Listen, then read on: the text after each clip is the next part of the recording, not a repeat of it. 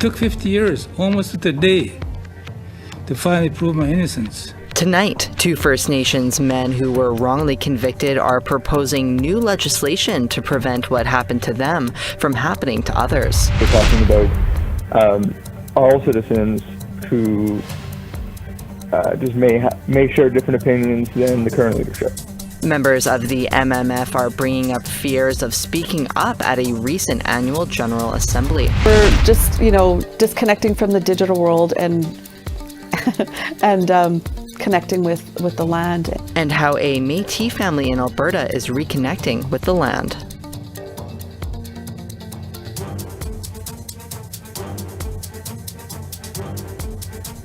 Hello and welcome to APTN National News this beautiful Friday evening. I'm your host, Sav Jonesa. Two First Nations men who each spent 50 years in prison for a murder they did not commit told their stories to a Senate committee this week. Clarence Woodhouse and Brian Anderson hope the proposed legislation will create a new miscarriage of justice commission that should prevent others from suffering fates similar to their own. APTN's Fraser Needham has more. On Thursday, Clarence Woodhouse ran up against some of the same systemic flaws that led to his wrongful conviction back in 1974. The Senate Committee on Legal and Constitutional Affairs lacked a Soto translator, so the Penemwintang First Nation man could tell his story in his first language. Instead, his co-accused, Brian Anderson, also of the same First Nation, had to speak largely for both. The police took advantage of our young age and unknowing of the criminal justice system, and the fact we were Anishinaabe and did not speak English well. Being questioned by the police, they threatened me and used violence. It was easy for the police to make up confessions. These false confessions are the reason we were convicted. Anderson was exonerated in 2023 and Woodhouse earlier this month of their convictions for murder of a Winnipeg restaurant chef in 1973. Bill C-40 aims to create a miscarriage of justice commission, which would speed up the process and make it easier for defendants to apply for a wrongful conviction. The bill has passed through the House of Commons and currently sits at second reading in the Senate. Former Justice Minister David Lametti is a big supporter of the legislation. The current process that we have functions, but it functions too slowly. It is too costly, especially to individuals who have to try to move the system along. For his part, Anderson told the committee it is sadly too late for him to make up for the decades that have been lost. It took 50 years, almost to the day, to finally prove my innocence. That is an entire lifetime. That is time that I cannot get back. The committee allowed Woodhouse to address it in both Soto and English as best he could. He had a simple statement to make. I was in prison for nothing. According to Innocence Canada, Woodhouse was a last-minute addition to the Senate committee, and the committee did not have time to have a translator on hand. Fraser Needham, APTN National News, Ottawa. Thanks for that, Fraser. Last weekend, the Manitoba Métis Federation held its annual General Assembly at the Assiniboia Downs in Winnipeg. It was attended by nearly 4,000 members. However, APTN spoke with several Red River Métis who expressed fears of speaking out at the AGA. Reporter Sierra Beddens has more. Every year, thousands of Red River Métis from across the homeland gather in Winnipeg to attend the Manitoba Métis Federation's annual General Assembly. Delegates are given the chance to share their perspectives, connect with kin, and participate in Métis governance. However, APTN spoke with several MMF citizens who said the environment felt hostile. On the final day of the AGA, MMF Bison local members James Lavalley and Mohammed Crossman-Serb put forth a resolution asking the MMF to denounce Israel's human rights violations against Palestinians. Lavalley uploaded a Facebook post calling on MMF members to support the resolution. MMF President David Chartrand responded with threatening language. There's emails going out right now. Come out here, you people. Come and join us and fight the assembly here because they're fighting against the Palestinians. I just seen that email by James Lavalley. that's here that's asking questions. He's calling out to all these people supporting Palestine to come here and try to intimidate us. But I'll tell you something, you never intimidated a Métis and half-breed. I'll go out there and beat the shit out of anybody that comes and try and threaten my people. I'll tell you that right now. APTN reached out to the MMF for comment. MMF Minister Will Goodon believes Chartrand may have misinterpreted the post. There was perhaps thought that it wasn't delegates that they were trying to bring down, but that it was Palestinian protesters. Lavalley said the president's remarks reflect why some Métis don't feel safe at the AGA. People don't feel safe there. And this is a great example of why people don't feel safe there, because, you know, the president is literally threatening physical violence against people who stand in opposition. Cassandra Wolliver is a member of the MMF's Seven Oaks Local in Winnipeg. At the AGA, Wolliver spoke about transforming the MMF's first-time home purchase program to accommodate single parents.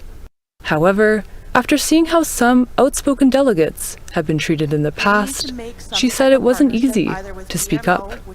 In all honesty, I'm petrified of the mics. Unless you go up there with a specific thank you. However, this is a really great way of approaching it. It can get pretty scary up there at mics. Some Métis requested anonymity due to fears of retaliation. APTN has independently verified their identities and affiliations. One MMF citizen took issue with the president and chair expressing their opinions on resolutions. Another said they did not attend this year's AGA in person for safety reasons. Several Métis expressed concerns with the MMF's resolution process, where delegates vote by raising their hands. That's what kind of started some of the shouting matches at the end of the AGA, was seeing those who voted against a specific resolution that other people were very passionate about, right? However, if we didn't know what that person voted for, we're not looking at them differently. Goodon, who is also the Assembly chair, said the system has been in place for years and that he's never seen issues arise that couldn't be resolved. You know, maybe it's an opportunity for people to, reflect on, again, how effective was I? Obviously not very effective. But it's because the voting was this way. Well, if you were effective, the voting would have been the other way. The peer pressure would have been the other way. In an emailed statement, an MMF youth delegate claimed they were heckled by others in the crowd for voting according to their beliefs. However, Lavalley says it's not just youth that are feeling unsafe. We're not just talking about youth, we're talking about all citizens who just may share different opinions than the current leadership. If you have a very united group of people, you need a way to safely have competing thoughts that will help people get to better outcomes.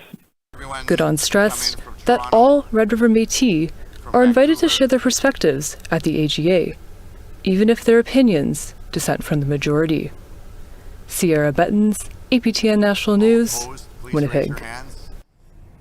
U.S. President Joe Biden traveled to Gila River Indian Community Reservation in Arizona today to make a historic apology for the United States' role in the Indian boarding school system, a system that saw generations of abuse and neglect against more than 18,000 Native American children, some as young as 4 years old, in order to assimilate them into white society.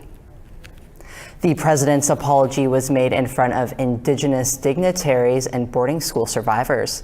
From 1819 to 1969, the U.S. forcibly removed Native American, Alaskan, and Hawaiian children from their homes and forced them to attend Indian boarding schools.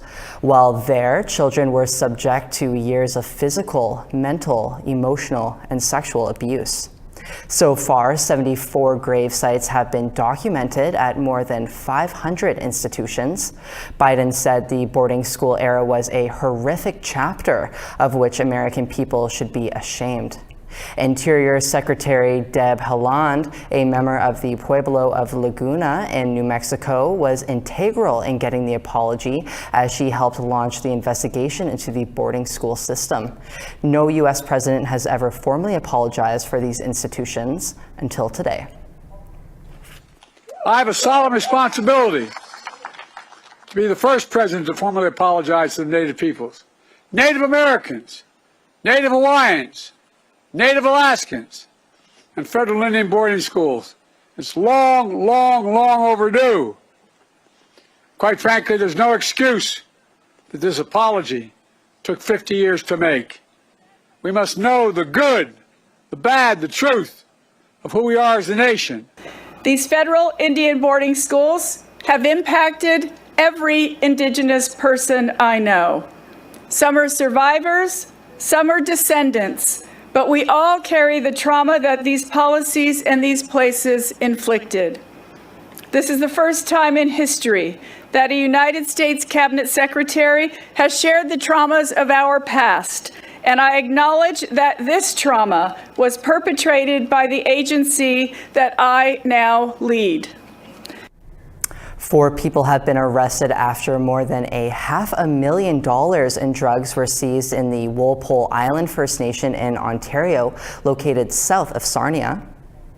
On Friday, October 18th, several police agencies, including the Lambton OPP and Walpole Island Police Service, issued a search warrant at an address on Walpole Island.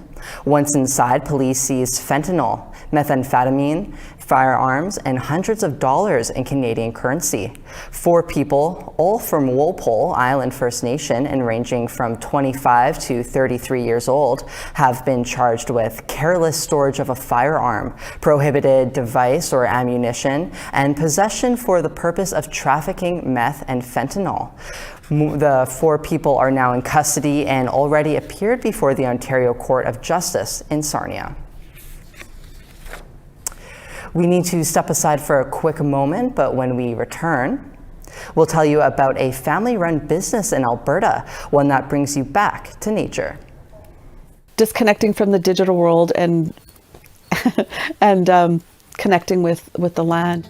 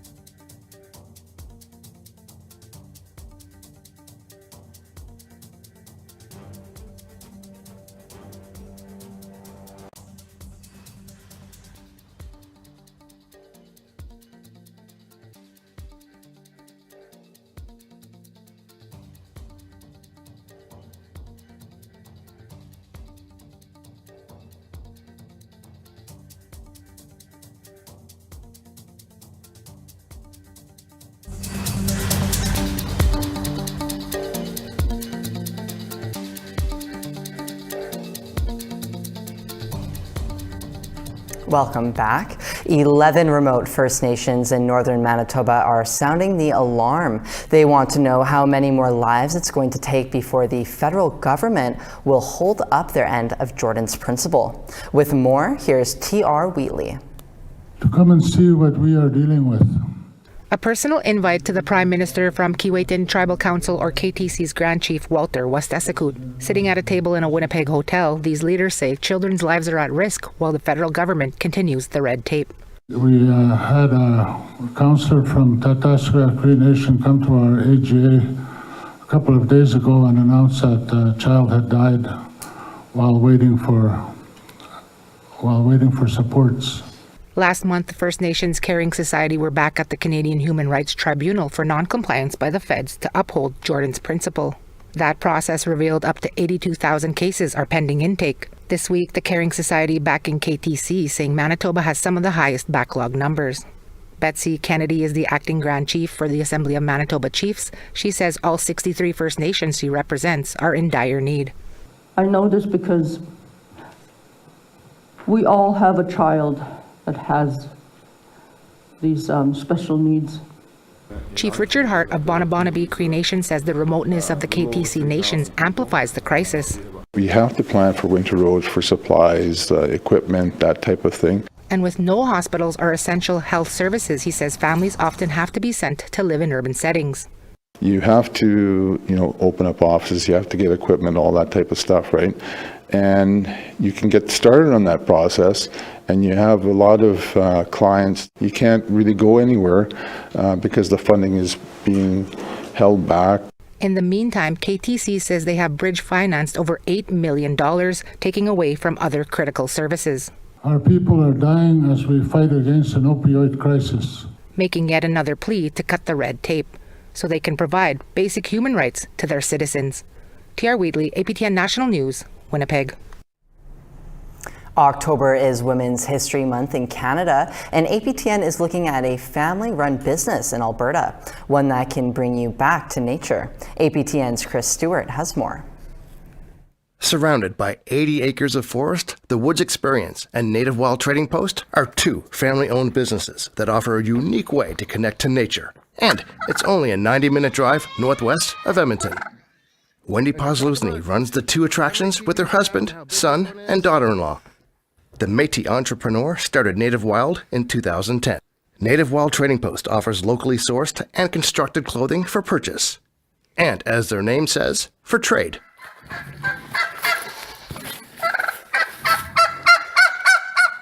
A petting zoo adds to the ambiance.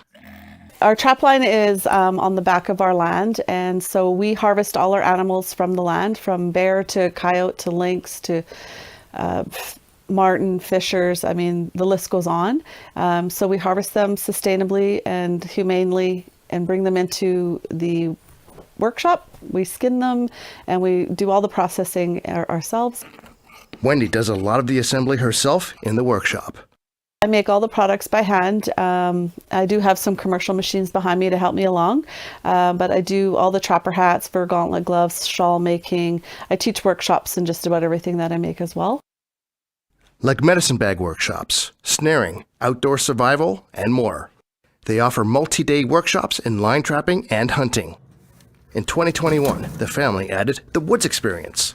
People can sleep in a cabin or teepee and connect to nature in their outdoor spa that includes a hot tub and sauna. We're just, disconnecting from the digital world and connecting with the land and relaxing. It's a healing process when you're here. Like, it's just so beautifully, authentically natural. And business is good. They are adding a second spa, a sweat lodge, and more overnight accommodations, which they hope to have open in 2025. People are just blown away when they come here because we have the animals as well, but they can take a workshop, they can be in the spa, they learn a lot about the land and how we do our things. Chris Stewart, APTN National News at the Woods Experience, Alberta. Thanks for that, Chris. Sure looks like a nice place to unwind and reset. We're taking one last break now. I'll see you back here in about 3 minutes.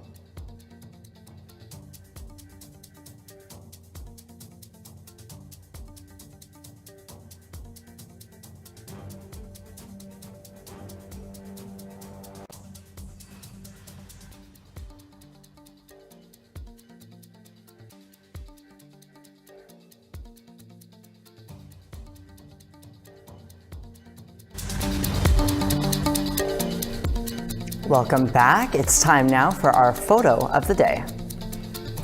Deborah shared this photo of Dave enjoying a walk while dressed up to celebrate the season. Dave and Deborah call Edmonton home, and we wish them a safe and fun Halloween.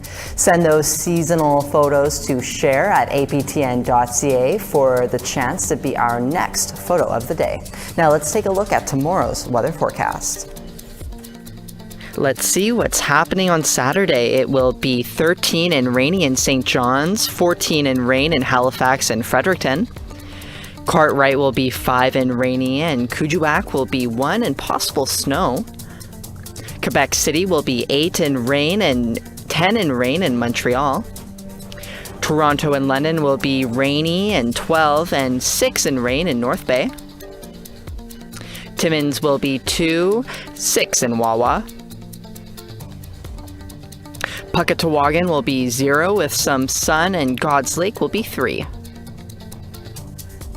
It'll be 10 in Winnipeg and Gimli, 8 in Princess Harbour and Barons River. It'll be 12 in Regina, 10 and some sun in Yorkton. Stony Rapids will be sunny but -4 and 4 and some sun in Buffalo Narrows. It will be 4 and some rain in Fort McMurray, 0 and possible snow in High Level. It will be 10 in Edmonton and some sun, and 15 in Medicine Hat and Red Deer. It'll be 14 and rainy in Vancouver, 11 and rainy in Quesnel. Prince George will be 9 and -1 in Fort Nelson. -1 in Whitehorse, -7 in Mayo. -5 in Yellowknife, and it'll be -7 in Norman Wells. Sax Harbor will be -2 with some snow. Tuktoyaktuk will be -2 and some sun. It'll be -4 in Chesterfield and -6 in Cambridge Bay. Iqaluit will be -1 and -5 in Resolute.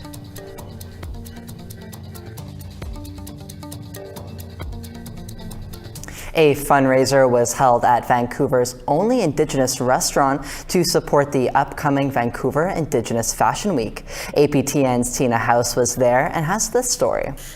Thank you. Welcome. It's a busy night here at Salmon and Bannock as guests dine on a selection of roast bison, mixed vegetables, coho salmon, oolakins, and elk skewers. All the proceeds will benefit Vancouver Indigenous Fashion Week. I always tell my staff, my team, I say, let's get the place ready as if we're having a dinner party at home. And so that always feels amazing. And tonight, it's all about good food and high-end fashion as designer Yolanda Skelton presents some of her collection. This is my Thunderbird dress. So this is to show you what can be done. That was a coat that had long sleeves, and it was a coat, and I turned it into what I've created here with the different pieces.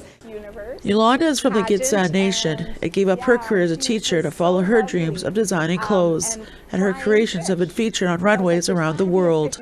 She says everything she creates is one of a kind.